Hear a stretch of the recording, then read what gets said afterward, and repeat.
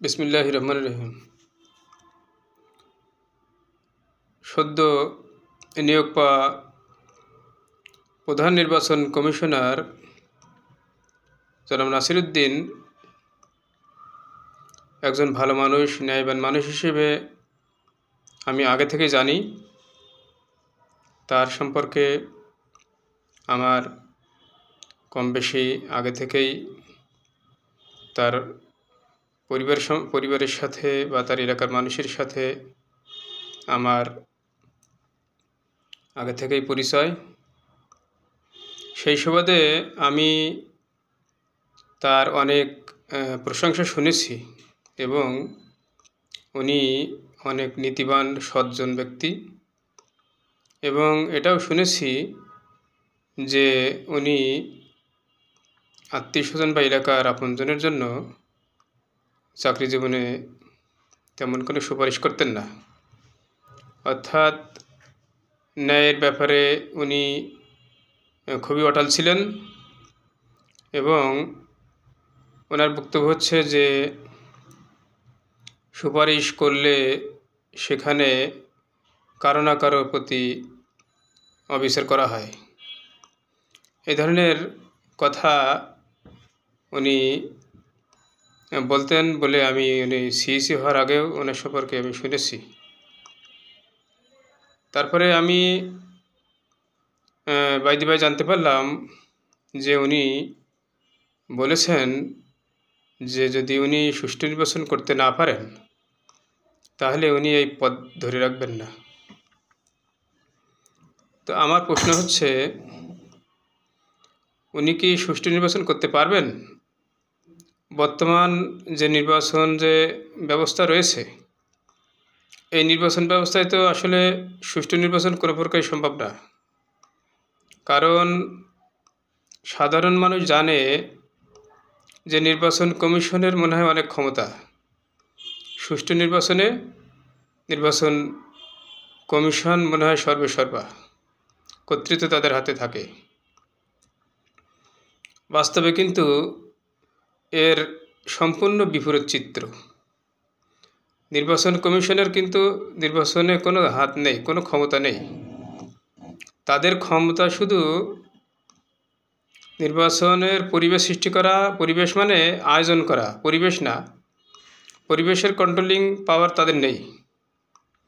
তারা যা করে, ভোটার তালিকা হালনাগাদ করে, ব্যালট পেপার ছাপে এবং শিডিউল ঘোষণা করে। এই হলো তাদের কাজের শেষ।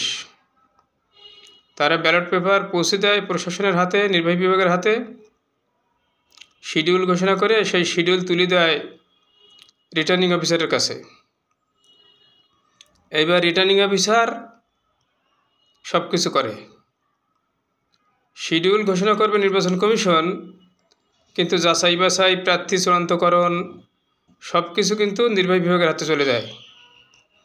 এবং যদি নির্বাচন হয় সেই দিন কিন্তু রিটার্নিং অফিসারের হাতে সব কিছু থাকে।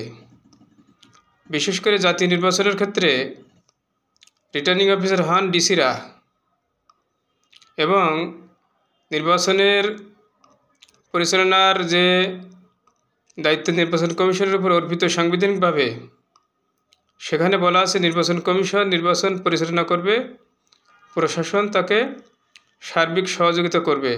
কিন্তু আসলে নির্বাচন তো নির্বাচন কমিশন করে না। নির্বাচন পরিচালনা করে নির্বাহী বিভাগ। সেখানে ডিসিরা রিটার্নিং অফিসার হন এবং উপজেলা নির্বাহী অফিসাররা হন সহকারী রিটার্নিং অফিসার।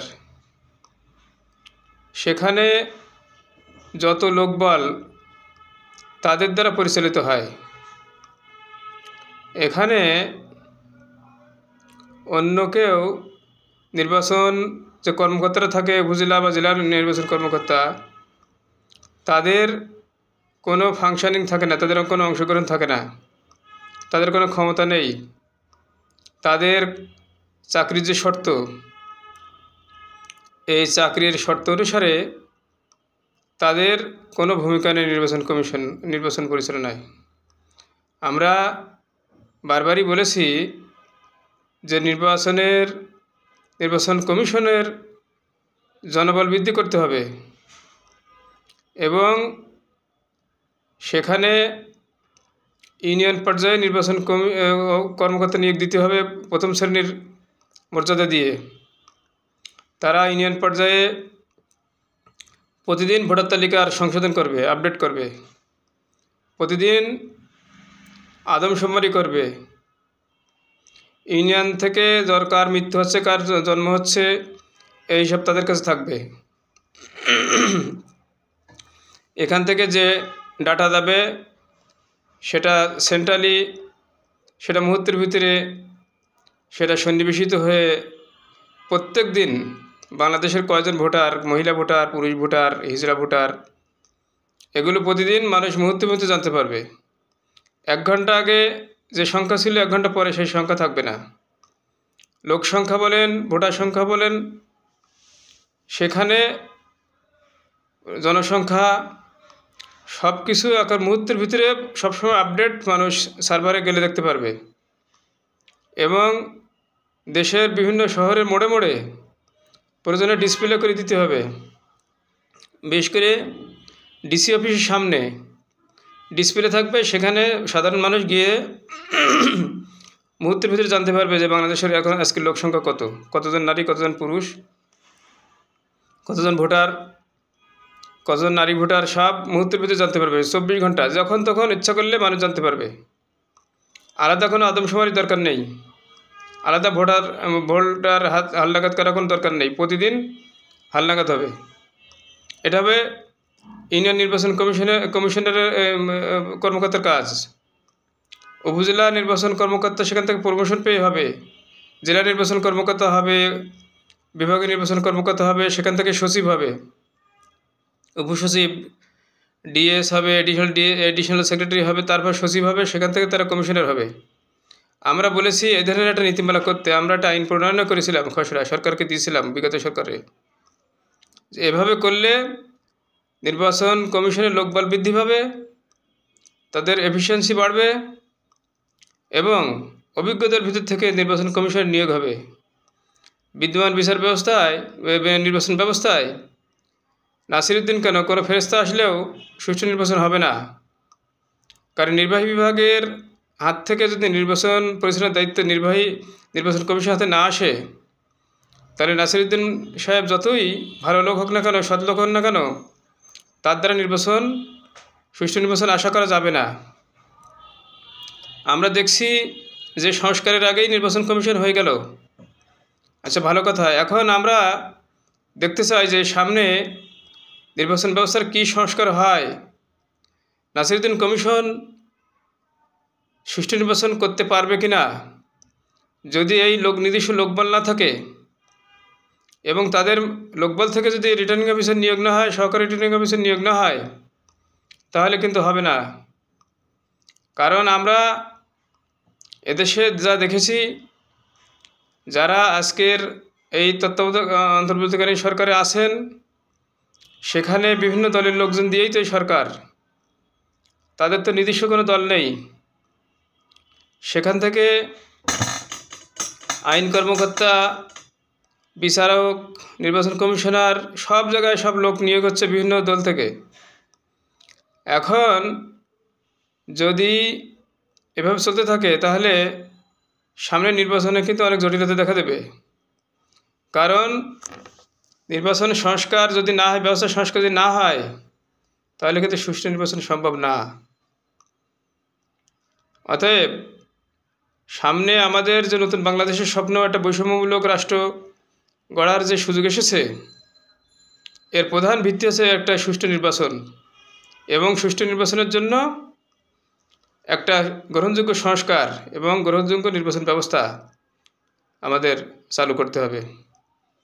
তাছাড়া নাসিরউদ্দিন মহোদয় উনি যে কথা বলেছেন, সুষ্ঠু নির্বাচন যদি উনি করতে না পারেন বা পরিবেশ যদি সন্তোষজনক না হয়, তাহলে উনি রিজাইন দেবেন, এ কথা আমার কানে এসেছে। এবং উনি ওই বিগত কমিশনগুলির মতো কলঙ্ক নিয়ে যেতে চান না।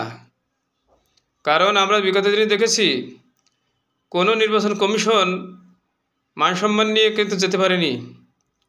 শুধুমাত্র সিস্টেমের ভিক্টিমাইজ হয়ে তারা তাদের দুর্নাম। আসলে সুষ্ঠু নির্বাচন তো তাদের দ্বারা সম্ভব না, যার কারণে এখানে ভবিষ্যতে আর গ্রহণযোগ্য লোক আসতে চাবে না। কারণ এখানে সবাই এবার নাসিরউদ্দিন কমিশন যদি ব্যর্থ হয় তাহলে প্রমাণিত হবে যে নির্বাচন সুষ্ঠু নিরপেক্ষ করা কারো পক্ষে সম্ভব না। কারণ এটা তো নির্বাচন কমিশনের উপর নির্ভর করে না, এটা তো সরকারের সদিচ্ছা, প্রশাসনের সদিচ্ছা এবং সিস্টেমের উপর নির্ভর করে।